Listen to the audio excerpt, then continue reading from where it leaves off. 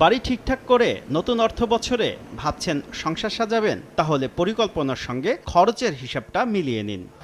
বড়সড় খরচের চাপ আসছে গৃহ নির্মাণ কিংবা সজ্জায়। ক্লিংকার আমদানিতে শুল্ক বাড়ানোর প্রস্তাবে বাড়তে পারে সিমেন্টের দাম। 20% সুনির্দিষ্ট কর বসছে রড উৎপাদনে।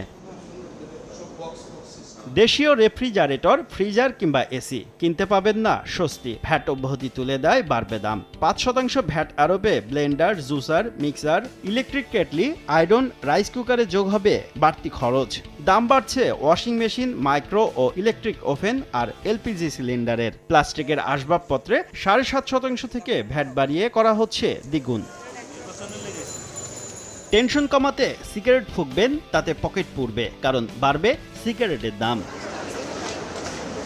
খরচের বোঝা মাথায় নিয়ে বাসায় ফিরে দেখবেন ভাত ঠান্ডা, গিন্নি গরম, কারণ আমদানিতে সর্বনিম্ন শুল্কায়ন